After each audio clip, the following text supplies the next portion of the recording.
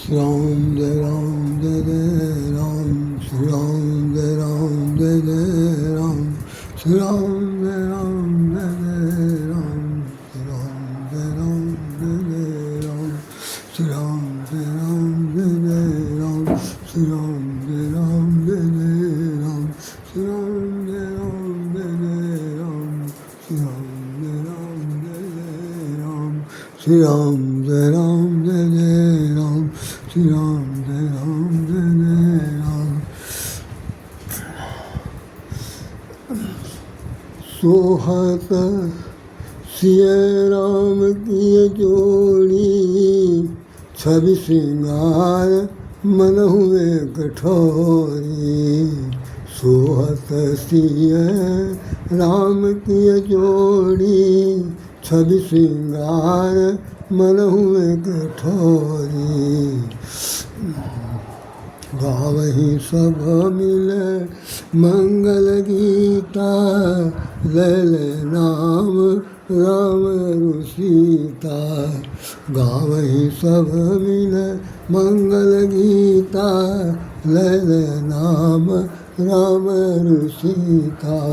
सीताराम सीताराम सीताराम कहिए, जाई विधि रखे राम वही विधि रहिए। पाणि ग्रहण जब किए महेशा, हर से सब सुख लोक हमेशा। पाणि ग्रहण जब किए महेशा, पाणि ग्रहण जब कीन महेशा। हर से सुर मुनि सिद्ध सुरेशा।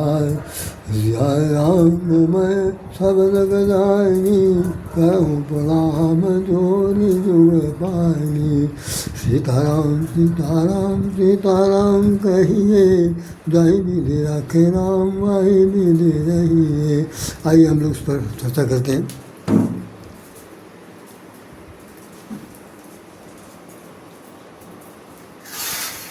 आज आपके सामने ये दिखाया जा रहा, बड़े गौर से देखिएगा कि विवाह को प्रतिस्पर्धा नहीं साझेदारी समझना होगा।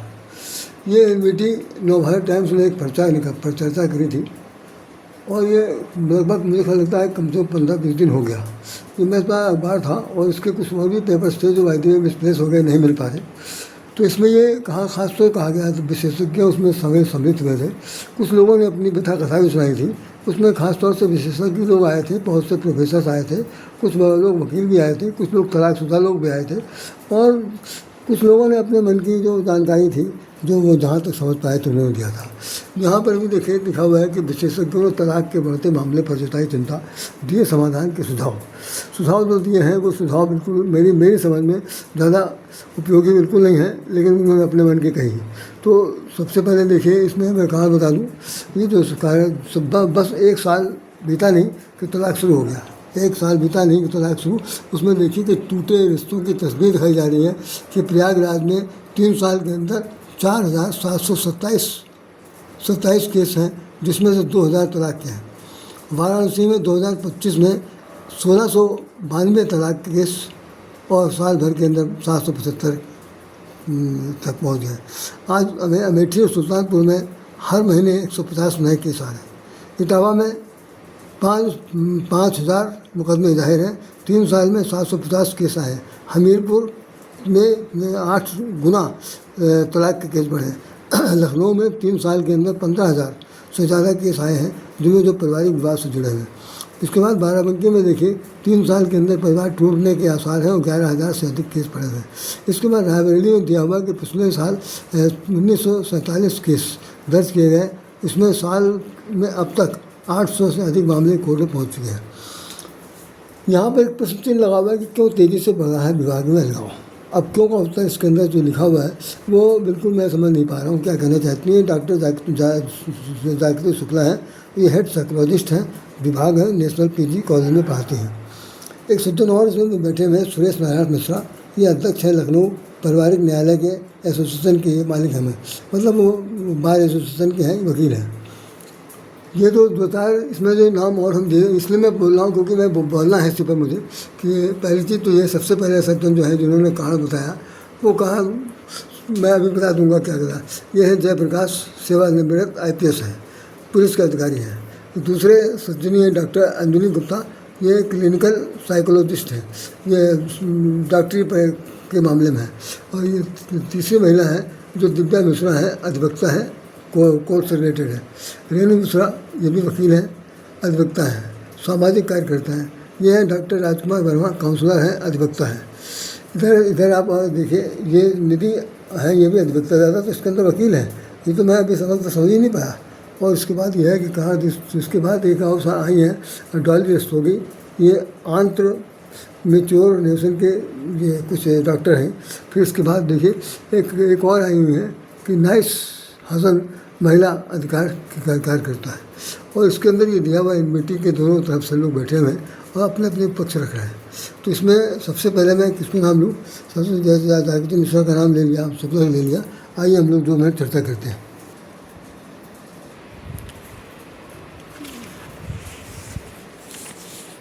सबसे पहला विवाह मनुस्मृति के अनुसार, वैदिक रीति के अनुसार, हिंदू धर्म के अनुसार पहला है ब्रह्म विवाह। ब्रह्म विवाह में यह है कि माता पिता वर कन्या के लिए योग वर ढूंढते हैं। ढूंढने के बाद वैदिक रीत से उनका विवाह करते हैं, जैसे आमतौर पर होता है कि भाई लड़न देखी गई, कुंडली देखी गई, मिलान किया गया, 36 गुण मिले, 22 गुण, 32 मिले, 27 मिले, उस तरह जो शादी की जा रही है उसको ब्रह्म विवाह कहा गया। फिर उसके बाद देव विवाह है। देव विवाह में ये ऐसा ये प्रचलित नहीं है। देव विवाह में पुरोहित जो यज्ञ के द्वारा पुरोहित या जो कोई बहुत ही ज्ञान, बहुत ही लर्नेड पर्सन होता है, तब यहाँ जाति नहीं है, जात पात का कोई मतलब नहीं, उसमें जाति तक की बात है, इसके अंदर जात नहीं है। कोई ज्ञानी मिल जाए, कोई बहुत बड़ा लर्नेड पर्सन मिल जाए, वो किसी जात बिरादरी का हो, तो चाहे वो पुरोहित हो चाहे कोई भी हो, उसके साथ शादी कर देने के लिए माता पिता तैयार हो जाते थे। लड़की भी सहमति दे देती थी। तीसरा इसके अंदर लिखा हुआ आहर्ष विवाह। आहर्ष विवाह में है खास तौर से कि गाय बैल इत्यादि जो है वो सब दान दक्षिणा में दे थी। वो बहुत पुराना ज़माना था, तो ये जैसे गोधन बास धन और रतन धन खान, जब आयु संतोष धन सब दूर समान, उसमें अंदर गाय को, बैल को, ये सबको, हाथी को, इन सब्जी को धन माना गया। पुराने ज़माने में सबसे पहले मैं बताऊँ आपसे 50 साल पहले, 60 साल पहले, जब शादी करने के लिए लड़की वाला जाता था किसी लड़के घर पर, तो सबसे पहले ये देखा जाता था कि इनके पास कितना खेत है, कितने गोरू, कितने वो जानवर हैं, उससे उसकी हैसियत नापी जाती थी। और अब जो है, अब उससे 10 उल्टा है, इनके पास कितने मकान हैं, कितने प्लाट हैं, कितनी दुकान है, कितने क्या है, कितने धन दौलत से संपन्न है, इनका लड़का जो है कितने पैकेज में काम कर रहा है और क्या लूट रहा, क्या नहीं लूट रहा। मतलब ये बात बिल्कुल दूसरे लेवल की हो गई। अब चौथा इसके अंदर है प्रजापति विवाह।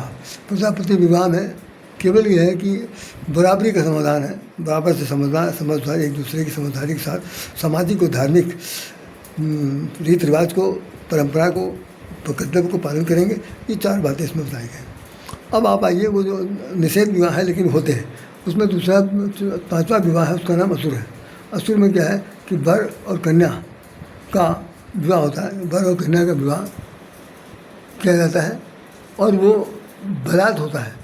उसके बाद गंधर्व विवाह में, जिसे हम लोग प्रेम विवाह कहते हैं, जिसे हम लोग इस बार लिव इन रिलेशन कहते हैं, वो प्रेम विवाह, ये अनंत काल से चला रहा प्रेम विवाह। तीसरा राक्षस विवाह है। इसमें बलपूर्वक अपहरण करके, युद्ध करके किसी की लड़की को घर में भगा लाना, उसके बाद शादी करना, यह एक प्रकार का राक्षस विवाह है।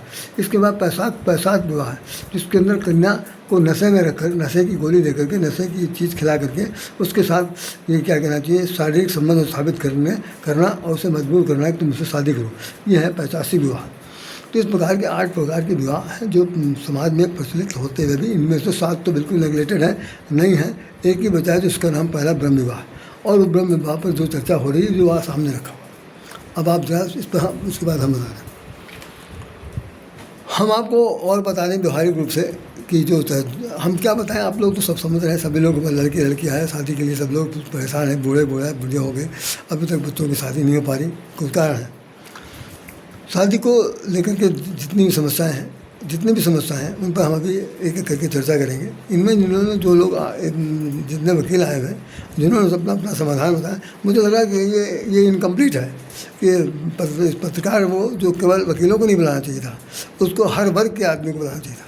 क्योंकि वकील तो फिर अपनी वकालत झाड़ेगा, उसमें सच्चाई तो कुछ है नहीं। तो एक डॉक्टर को बुला लिया, साइकेट्रिस्ट को बुला लिया, वो सब ठीक नहीं। यहाँ पर मुझे लग रहा है कि ये हमने अखबार तो पूरा पढ़ा ही था, मैंने अभी देखा तो मुझे लग रहा है कि ये इनकम्प्लीट है। इसके अंदर तमाम सारे लोगों को आना चाहिए, हर वर्ग के लोगों को इसमें आना चाहिए, सबकी सम्मति को, सबके उनकी विवादित प्रसंग को लेना चाहिए। और मजे की बात यह है कि इसके अंदर जो रिटायर्ड जज हैं उनको भी लेना चाहिए, क्योंकि केस तो वही डील करते हैं।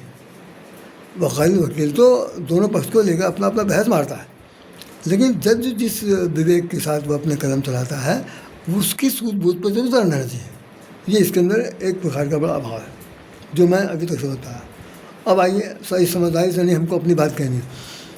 अब सुन लीजिए, इस समय क्या पिछले 20 साल से तो वही है, 20 साल तो हो गए कि सबसे पहले 2 शादी के .com बने थे। एक तो शादी.com था, एक जीवन साथी.com था, एक बॉम्बे से डील होता था, एक कहीं दिल्ली और कहीं से था। 2 ही शादी.com थे जो जिनकी शाखाएँ पूरे देश में थी, लखनऊ में थी, सबको थी। उसके बाद .com इस तरह बढ़ गए शादी के कि हर घर के अंदर एक एक डिब्बे में कि उनमें खुल गया है। खुलने के बाद वहाँ पर मैट्रिमोनियल सेंटर खुले हैं, लड़के लड़कियों की शादी कराने के लिए दिए जा रहे हैं। जो एक लोग निकाल रहे हैं, जो पेपर निकल रहा है उसको काट के छाँट करके उसमें सब फ़ोन नंबर ढूंढ के सबके घरों में फ़ोन कर रहे हैं, हमारा सदस्य बन जाइए, हमारे ये 4 महीने का, 3 महीने पैकेज, 6 महीने का पैकेज है, साल भर का पैकेज है, ये 1 साल से ऊपर का पैकेज, जब तक शादी लड़की की नहीं हो जाएगी तब तक देते रहेंगे, पैसा जमा करिए। एक बार पैसा जमा हो जाने के बाद नाक रगड़ते रह जाएंगे, आपको रिस्पांस नहीं मिलेगा। रिस्पांस जिस वक्त मांगने जाएंगे, ढूंढने जाएंगे तो वहाँ से पता गायब हो चुका होगा, जिसने जो फ़ोन करता था उसको स्विच ऑफ होगा और वो दुकान डलिया लेके भाग गया होगा। इस तरह करके बहुत से दुकानें खुली हैं, दिल्ली में है, बॉम्बे में है, भोपाल में है, कन्नौज में है, इटावा में है, आगरा में है, दिल्ली के तो तमाम सारे चारों तरफ रास्तों में है, बॉम्बे में है, मैंने तो बता ही दिया। फिर लखनऊ शहर में है, कानपुर में है, कहाँ तक हम बताएं आपको, सब जगह है, लेकिन सब जगह चोर बैठे हैं। इंदौर में एक नाम आया, हमको आया, भोपाल में आया, कई जगहों पर मैं स्वयं भुक्तभोगी हूँ। अपने घर से चोरी से हमने पैसा वहाँ जमा करके लड़की के लिए 4 महीने के लिए, 5 महीने का जेब से पैसा नहीं मिला। और पेंशन मुझे, भाई साहब क्षमा चाहता हूँ, आप लोग सुन के हंसीएगा नहीं, मुझे पेंशन नहीं मिलती है। मैं फैमिली पेंशन पाता हूँ, और फैमिली पेंशन जो बहुत ही लिटिल अमाउंट है, जिसका नाम है 1585 रुपया। ये मेरी साल भर महीने भर का ये तनख्वाह है। यह फैमिली पेंशन है 1585 रुपया। 200 रुपया बढ़ा करके 1785 कर दिया। अब ये टिल डेथ तक मिलेगा 1700। तो मैं 2-3 महीने का फैमिली पेंशन बटोर करके जमा करके जाता था, वहाँ दे आता था कि भाई हमको कोई रिश्ता नाता बताएंगे। 2-4 बार हमने सरकारी अखबारों में निकाला, लेकिन कहीं कुछ नहीं हुआ। मन माफिक दूल्हा दुल्हन कोई नहीं मिले। तो नतीजा यह है कि मैं बहुत हताश निराश हो गया। बहुत से हमारे ही कौम के लोगों ने मैट्रिमोनियल के सेंटर खोल रखे हैं, वहाँ पर दूल्हे दुल्हन के सब आते रहते हैं। उनमें भी जालसाजी बड़ी है। बेचारे जो लोग निकाल रहे हैं वो तो निष्पक्ष निकाल रहे हैं, बिना पैसे के निकाल रहे हैं, पूरी रात दिन एक के दे रहे हैं। लेकिन जो अपना बायोडाटा भेज रहे हैं, प्रस्ताव भेज रहे हैं, उसके अंदर भी गोरखधंधा, उसके अंदर गोत्र है, जात कुछ है, पैसा कुछ पा रहा, पद कुछ है, साथ साथ ये है कि कितना पढ़ा लिखा है, कुछ भी ऐसा सब गंवारी बना है। और उसके बाद ही पूछते हैं लड़की कितनी पढ़ी लिखी है, लड़की क्या करती है, लड़की से हमारी अकेले बातचीत हो सकती है क्या, लड़की को आप हमको डेटिंग के लिए छोड़ सकते हैं। ऐसे अपवाद तमाम सारे हमने उन मैट्रिमोनियल सेंटरों में मंचूर सुना। बहुत दुख होता। ये हालत हो गई है। शादीशुदा हो गए हैं, तलाक हो चुका है, एक बच्चे के बाप है, उसके बाद भी कह रहे हैं कि जो कुंवारी कन्या है उसको हमारे साथ छोड़ दीजिए, 2-4-10 दिन हमारे साथ तो रहेगी, हम उसको परखेंगे। यह हो सकता है? ज़िंदगी का पूरा भोग लिया, उसके बाद यह है कुंवारी लड़की के साथ भी भोगने जा रहे हैं, उसके बाद पूछ रहे माँ बाप से कि तुम शादी करने से पहले हमसे बातचीत करो। ये भी ऐसे भी ईमानदार और गैर ईमानदार बदतमीज़ नॉनसेंस ईडियट लोगों का भी उसमें मैट्रिमोनियल में आया, मैंने देखा। हमने भी जो बार ये उदाहरण तो ले रहे हैं, ये शंकर भगवान की शादी हुई, उसमें पार्वती जी के लिखा है कि जब पाल ग्रहण जब कीन महेशा, हर्ष सुर मुनि सिद्ध सुरेशा, ये सब लोग बहुत खुश हुए। भगवान शंकर तैयार होकर शादी करने के लिए, शादी करना नहीं चाहते थे। रामचंद्र जी के विवाह के लिए तुमने बता ही दिया कि इच्छा विग्रह छवि, श्रृंगार मनोहर ठोरी, दोनों लोग जो है माता सीता छवि हैं श्रृंगार के रूप में भगवान राम हैं। और जितने भी नगरवासी हैं जनकपुरी के, गाँव में सब मिल मंगल गीता, ले ले नाम राम और सीता गाना गाते हैं। आज थोड़ा सा रुक करके सब कुछ हो रहा है, सब कुछ हो रहा है, लेकिन अब शादी के 2 साल, जो पिछले 1 साल गुजरा, उसके अंदर वो एक लड़की जो आई है रघुवंशी, उसने राजा रघुवंशी की हत्या की आसाम में जाकर के। उसका प्रेमी गया या उसके घर ला गए, कौन गया, सब कुछ गया, सोनम रघुवंशी, और राजा उसका मर्डर कर दिया गया,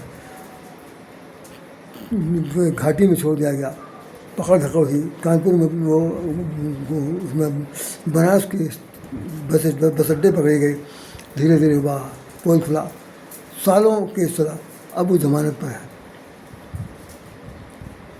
अभी तक केस डिसाइड नहीं हो पाया कि इसमें वास्तव में अपराधी अब कौन है।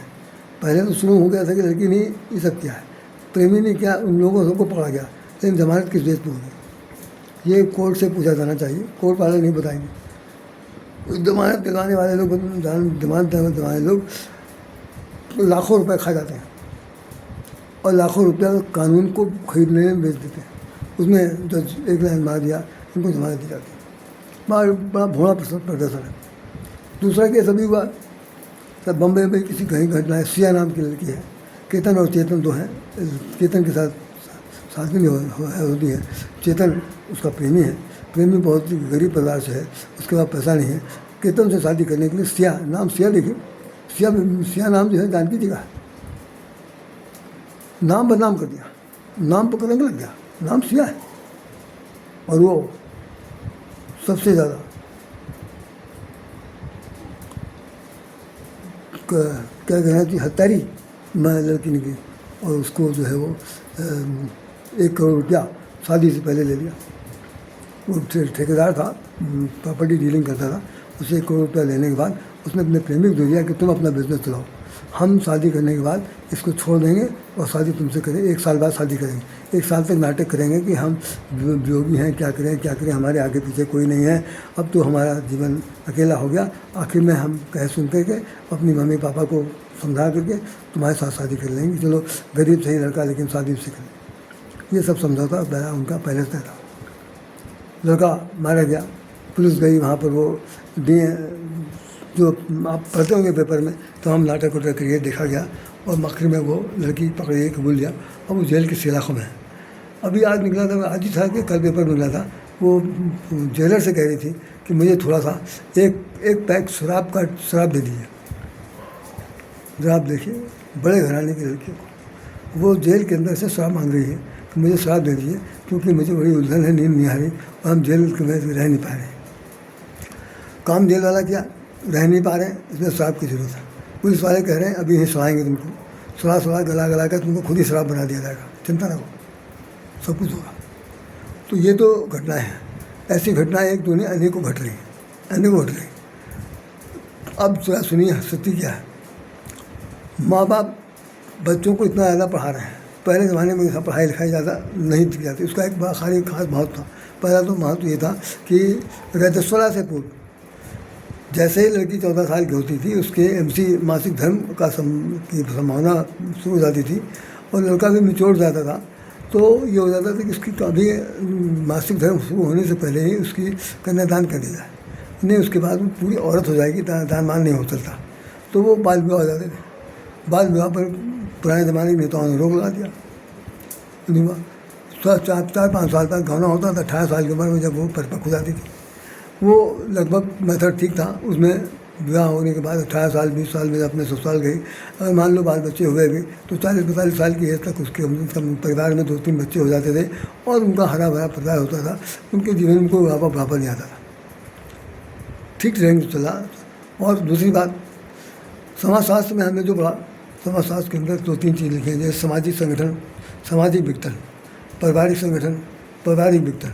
संयुक्त परिवार क्या है, संयुक्त परिवार और एकांगी परिवार, कितने चैप्टर उसके अंदर खास तौर से दिए गए जो मैंने पढ़े। तो बताया गया था संयुक्त परिवार उसे कहते हैं जिसमें 2 या 2 से अधिक परिवार के लोग रहते हैं, जिसमें 2 या 2 से अधिक मतलब पिताजी, पिताजी के पिताजी, पिताजी के पिताजी, और नहीं है तो कम से कम पिताजी, पिताजी का परिवार, और उसके बाद परपिता जो है मतलब पितामह, पिता और बच्चे। इस तरह से 3 पीढ़ी तो हो गई। तो कह रहे हैं कि जहाँ पर 2 या 2 से अधिक परिवार के सदस्य एक ही छत के नीचे रहते हैं, जिनका आवास रहन सहन और खान पान की पूरी व्यवस्था परिवार के मुखिया करता है। अपने जीवन जीने के साथ साथ सबका जो पालन पोषण निर्वाह करता है, उस पूरे प्रक्रिया का नाम संयुक्त परिवार था। और उसमें सबसे बड़ी बात ये थी कि उस परिवार में 2 या 3 पीढ़ी लोग रहते थे, तो सबके पास एक ही कमांड था कि सबको बूढ़े बप्पा का बात कहना मानना है, बप्पा का कहना मानना है, बाबा का कहना मानना है, और नहीं तो सबकी खटिया खड़ी हो जाएगी। और बहुत ही सभ्यता के साथ, बहुत ही शालीनता के साथ, बहुत ही डर के साथ, बहुत ही सम्मान के साथ घर चलता था। अब संयुक्त परिवार टूटे कैसे? जैसे नई बहू आई, उसने पहले कह दिया कि मैं भली मोर खसम, दुनिया से क्या मतलब। खसम माने जो खासम खास, और वो है पति। तो पति को वो उतना ज़्यादा समझाती है कि भाई अकेले रहने से ज़्यादा बधाई है, क्योंकि यहाँ रहेंगे तो 14 चक्की सबके साथ करनी पड़ेगी, वो एंजॉय नहीं कर पाएंगे। और हम लोग तो कहीं अलग घर घुसाते हैं। लड़का के समझ में आ गया, वही भगल निकला, पतला भाग। अब उस क्रिया में 1-2 लोग नहीं हैं, अब असंख्यों की संख्या में करोड़ों लोग आ गए। परिवार टूटने लगे। परिवार टूट कर इस तरह हुए कि परिवार में छोटे बड़े निकले, छोटे निकले, मझले निकले, सब लोग निकल के अपना घर बसा लिया। अब घर में कौन छूट रहेगा? बुढ़े बुढ़िया। अब आप परिवार वो प्रतीक्षा कर रहे, भैया आवत हैं, भैया के लल्ला आवत हैं, भैया के जो गोपाल आवत हैं, छोटे बच्चे होंगे, दादा दादी कहने वाले होंगे, वो सब दूर की बात है, दूर की गोटी है, कुछ नहीं हो पा रहा। लड़के लड़कियाँ क्या कर रही हैं कि वो अपने मन की शादी कर रही हैं। माँ बाप कहने में बिल्कुल नहीं है। माँ बाप अगर कुछ कहते भी हैं तो उनको ऊपर बहुत बड़ा ताना मारती है। यहाँ तक कि माँ बाप इतने मजबूर हो गए, वो कह दिया उन्होंने बेटों से बेटी से जहाँ समझना है कर लो। अब उन्होंने विजातियों से शादी करना शुरू किया। विजाती लोग तो पहले से तैयार बैठे हैं कि हिंदू लड़कियों को फंसाना है, हिंदू लड़कियों से अपनी वंश चलाना है, अपना जनसंख्या बढ़ानी है। तो लड़कियां जो हैं इतनी बदतमीज है, इतनी इडियट है, उनको कुछ भी तमीज़ नहीं है। वो अपने हिंदू समाज के लड़कों को एक बार नेगलेक्ट कर रही हैं और इस मुस्लिम समाज के साथ जाने को तैयार है। वो पूरे एक बार आंकड़ा निकला था एक अभी पेपर में, मैं समझता 1 साल हुआ, कि उसमें उन्होंने बताया, उसमें लिखा गया था कि ये देख लीजिए भारतवर्ष की ये दुर्दशा है कि इसके अंदर इतने सारे हिंदू की लड़कियां हैं, उन लोगों ने इतने मुसलमानों से स्वेच्छा से शादी की। वो मुसलमान लोग मुँह से उताव मार करके। अब ये वंशावली जब चलेगी तो पहली चीज़ भगवान शंकर पैदा होंगे। दूसरी चीज़ यही लड़के जो हमारे औलाद है, हमारी संतान है, हिंदू की संतान है, हिंदू बेटी की संतान है, वही मुसलमान बन के हमारा गला काटेंगे, हमारे शत्रु बन जाएंगे। तो ये होता नहीं, कन्वर्टेड मुसलमान हो गए हैं, एक्चुअली वो मुसलमान नहीं, हिंदू है। पहले यहाँ पर जब क्या हुआ, राजपूत हार गए, राजपूतानी से तमाम राजपूतानी सब हार गई, बहुत सारे लोग मारे काटे गए, सब कुछ हुआ। और मुसलमानों ने अपना यहाँ राज समाज जो था तो क्या किया, उन्होंने तमाम सारी राजपूतानी की लड़कियों को, औरतों को अपनी रखेल बना लिया, उन्हें बेगम बना लिया। ये बेगम को हिंदी में, उर्दू को तो हिंदी में रूपांतरण कर दिया। बेगम उसे कहते हैं जिसके अंदर कोई गम ना हो, बेगम, बिना गम की। और इतनी गम से गमगीन है कि वो पर्दे के आड़ में रह करके खुद से कहें शोहर की गर्दन काट दी गई, परिवार से भाग के आई हैं, भगा दी गई, छीन लाएँ, झपट लाएँ, तो अब जाएंगे कहाँ जाएंगे, वहीं पर जीना है, वहीं पर मरना है। तो वो पर्दे की आड़ में हो, चाहे पर्दे की झीरे झाँक के देखती हूँ, अपनी ज़िंदगी को काट रही हैं और बेगम बनी घूम रही हैं। दूसरों जो बेगम कहने वाला जो है ना, वो बहुत बड़ा अयास है। वो 1, 2 नहीं, 4, 5, 10 लगता है, क्योंकि उसके यहाँ कानून में लिखा हुआ है कि आप जितना आपको सामर्थ्य है उससे अधिक लड़कियाँ रख सकते हैं। हमारे हिंदुओं में ऐसी बात नहीं है, तो नहीं है तो तब भी हम लोग धोखा खा रहे हैं। लड़कियाँ के हाथ पैर काटे जा रहे हैं, लिव रिलेशन में उनकी शादियाँ नहीं होगी, शादियाँ शादियाँ करके बैठ रहे हैं तो बच्चे पैदा हो रहे हैं, तो उसके लिए वो सुप्रीम कोर्ट ने ये आदेश दे दिया कि वो अगर बच्चे पैदा हो जाते हैं तो वो भी उन्हीं के माने जाएंगे। भले ही वो अपना पिता अपना नाम दे ना दे, लेकिन पालन पोषण दोनों करना है। अब ये कौन सा कानून है भाई? पिता अपना नाम नहीं देगा लेकिन पालन पोषण करने की दोनों, लेकिन उसमें भी दंगा हो गया, दोनों के बीच में दंगा हो गया। तो लड़का किसके पास रहेगा, लड़की किसके पास रहेगी, ये क्या होगा? ये कोर्ट तय करेगी कि जो लड़की जिसको कह देगी, औलाद जिससे कह देगी मैं इनके साथ रहूँगी, उसके साथ रहेंगे, खाना खर्चा दे रहा है। तो इसमें लिखा हुआ साल भर के अंदर, 1 साल के अंदर, 1.5 साल के अंदर। तो इन सब चीज़ों के कारण में सबसे बड़ा कारण क्या छिपा हुआ कि हमारा ईगो, हमारा जो अहम है सबसे ज़्यादा। स्त्री पुरुष दोनों अहमवादी तो पहले शुरू से है, ऐसा नहीं कि ये अब तो हो गया। अहमवादी तो हम लोग भी थे किसी ज़माने में। तो हम लोग का अहम जो था वो इतना ज़्यादा टकरावादी नहीं था कि अगर एक बार खूंटे में बांध दिया गया तो लड़की जो थी वो चाहे काना हो चाहे खुदरा हो जैसा भी हो ज़िंदगी काट देती थी, चाहे हंस कर चाहे रो कर। जैसे गुजर सकी सबे गम गुजार दी, बाजी किसी ने प्यार की, जीती किसी ने हार दी। ये गाने लिखे जाते थे कि भाई जैसे गुजर सका उस तरह ज़िंदगी गुजर गई। कभी कोई किसी से शिकायतनामा नहीं, कभी कहीं कोर्ट केस नहीं। जो है मक्खी मारते थे वकील लोग कोई होते था। आज उनका इतना बड़ा पोथा भरा है, अलग अलग दुकानें खुली हैं, बहुत सारे। सबसे ज़्यादा ये है ईगो बोलना। दूसरा, धन संपदा को लेकर के, दहेज को लेकर के लड़ाई हो रही है। तीसरी बात, इसमें लिखा हुआ है सोशल मीडिया जब से आ गया है, लड़कियां शादी से पहले सोशल मीडिया पे तमाम सारे लड़कों से फ्रेंड बनाती हैं। आज जो ये फेसबुक निकला हुआ इसके अंदर मैं रोज़ देखता हूँ कि हर लड़की लड़का जो है हमारे दोस्त बनिए। अरे मैं समझ नहीं पाता हूँ, सिर पीट लेता हूँ कि दोस्त काहे के लिए बनाइए, दोस्त किस लिए बनाना चाहते हैं? ये सबको बताना चाहते हैं कि हमारे इतने सारे दोस्त हैं, उन दोस्तों से क्या काम है? तो हर आदमी को स्त्री पुरुष के अंदर एक शक है, एक शक की बीमारी है कि जब कभी कोई नेगेटिव सेक्स, अपोजिट सेक्स कि दूसरे अपोजिट सेक्स से बात करेगा जो अपरिचित है, उसको अगर वो परिचित बनाएगा तो परिचित जो व्यक्ति है वो तुरंत शक कर लेगा, कोई ख़ास बात होगी, ये रोज़ उससे बात करती कोई ख़ास बात हो। अब वो है दोनों के बीच में शक सुबह हो गया। उस शक की बीमारी जो है वो मारने का, मरने का, काटने का, झगड़ा करने का, पर तलाक देने का एक बहुत बड़ा कारण बनेगा। और बन रहा, वो कहते हैं भाई मुझे इनके चरित्र पर शक है, वो भी कहते हैं कि मुझे इनके चरित्र, ये तो कई लड़कियों को लेके भागे। तो अब सबके साथ ये जो सब ये सिलसिला चल रहा, जिसने इतनी ज़्यादा समाज में अविश्वसनीयता क्रिएट कर दी है कि आसानी से अब शादी को शादी के रूप में स्वीकार करना, एक आदर्श विवाह के रूप में स्वीकार करना बड़ा कठिन काम हो गया। अब इसी काम को देखते हुए लड़कियों की उम्र बढ़ गई। घर घर में लड़कियाँ ऐसी मिल रही हैं आपको कि जिनकी उम्र 40 साल हो गई, 40 प्लस हो गई, और लड़का नहीं मिला। लड़का भी 40 प्लस हो गया, अभी भी ढूंढने लगा। 2-3 रिश्तों को मैं रिसेंटली बता रहा हूँ कि एक लड़के की उम्र 42 साल है, एक लड़के की उम्र 40 साल है। हमने उसको अपना प्रस्ताव पेश किया कि भाई हम इस बारे में एक प्रस्ताव आपके सामने रखना चाहते हैं। तो उसकी तरफ से जवाब आया कि भाई हम जो है 40-42 साल की मेरी उम्र हो गई, लेकिन मैं 25 से 30 साल की लड़की शादी करना चाहता हूँ। मैंने कहा कि ये मान्यवर ये समझ लीजिए कि जब आपकी उम्र 40 प्लस हो गई है तो 25 से 30 साल की लड़की 10 साल डिफरेंस, 15 साल डिफरेंस वाले लड़के से शादी करना पसंद करेगी। वो तो चाहेगी मेरा जो दूल्हा हो वो, मैं अगर 25 को तो 27 को, अगर मैं 30 को तो 32 को, 40 वाला क्यों होगा? लेकिन तो उसके घर वाले लोग कह रहे हैं कि नहीं, जो लड़का चाहेगा वही होगा। परिणाम यह है कि हमने कहते हैं कि चाहते रहिए, चाहते 42 से 50, 50 से 55 भी हो सकता है, कोई चिंता की बात नहीं है। शादी हो चाहे ना हो, होगी नहीं, वही हो।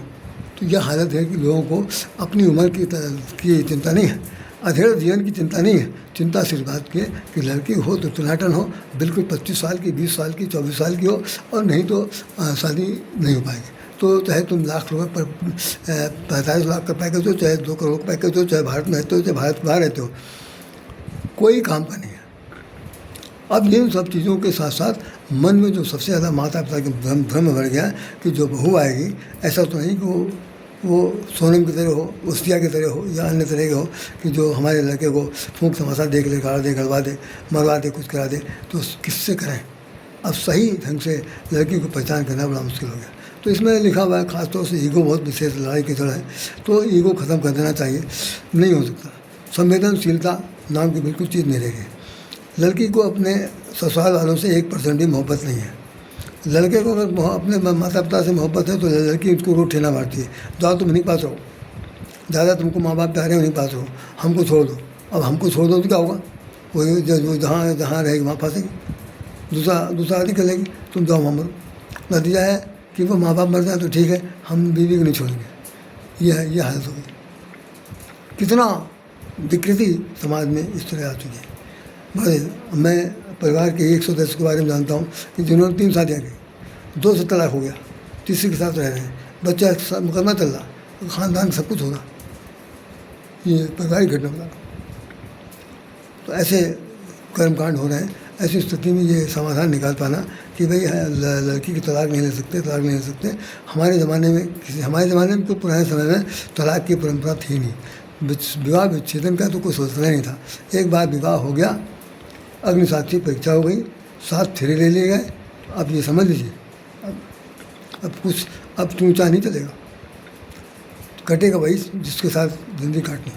और वो लोग हंसी खुशी काट लेते थे, लड़के लड़कियाँ दोनों। भाई घर में जो भी है धीरे धीरे देखो एडजस्टमेंट करने से होता है। एक बड़ी कहावत है, एडजस्टमेंट करने से होता है। थोड़ा सा तुम कुछ हम सहें, कुछ तुम कम बोलो, कुछ हम कम बोलें, हम कभी टाल जाएँ, कभी तुम टाल जाओ, इस तरह से हो सकता है। लेकिन अगर हम 1 कहें तुम 4 कहो, हम 4 कहें तुम 100 कहो, तुम 100 कहो तुम 2000 कहें, फिर इसके बाद नंगे नाचें, सड़क पर बाहर आ जाए, तो नतीजा है कि अभी तो कोर्ट जाओ, कोर्ट से मुकदमा दायर को सब कुछ हो। आज जो लड़कियां जो बड़ी हो रही हैं, उनके मन में इच्छा मर गई। मनोवैज्ञानिक विचारधारा ये कह रही है कि अब वो शादी करने के पक्ष में है ही नहीं, और उनके अंदर जो है वो डिप्रेशन की बीमारी हो गई। अपने मोहल्ले में मैं जहाँ रहता हूँ वहाँ पर कम से कम 5 घर ऐसे हैं जहाँ की लड़कियों की उम्र 40+ हो गई है, लेकिन शादी उनकी नहीं, शादी नहीं। तो मैं अपना रोना रो कि दूसरे को रोना रो। तो ये बात जो है ख़ास तौर से मैं इसलिए यहाँ बताना चाहता हूँ कि इस वीडियो के माध्यम से कि भाई जिसकी जो उम्र हो गई है वो तो अब हो गई। अब कौन सा सुनहरा सपना देख रहे हैं, कौन सी हूर के परी लाना चाहते हैं, कौन से दहेज लेना चाहते हैं। लाखों रुपए में सोना मिल रहा 10 ग्राम, लाखों रुपए में चांदी मिल रही है, इतनी महंगी। कोई चांदी सोने की जेवरात खरीद के दे नहीं सकता। जितना जिसके पास जो पैसा है वो दे करके शादी करेगा।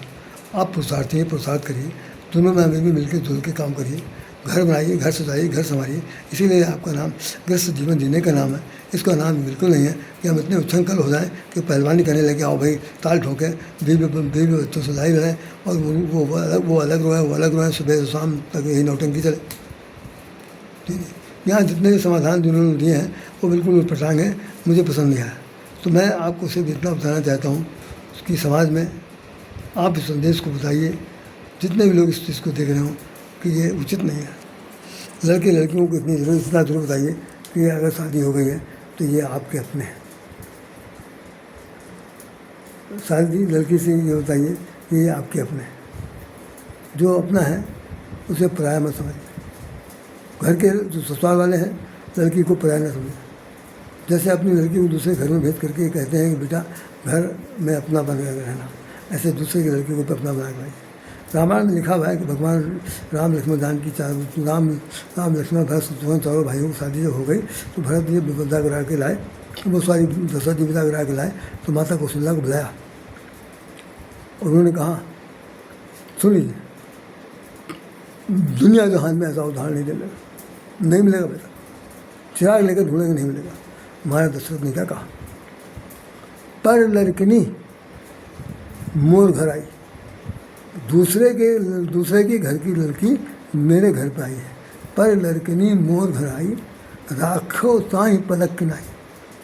महारानी अब उसको ठीक उसी प्रकार से उस बहू को रखना जैसे आँखों की पलकें होती हैं। आँख की गोलक को पलकें जैसे ढके रहती हैं, उस पर कोई कंकड़ पत्थर कोई इनका तिनका न पड़ने पाए, और उसकी सुरक्षा इससे पलकें करती हैं। ऐसे तुम पलक बन करके आँख की तारा बन करके अपनी बहू को घर के अंदर रखना।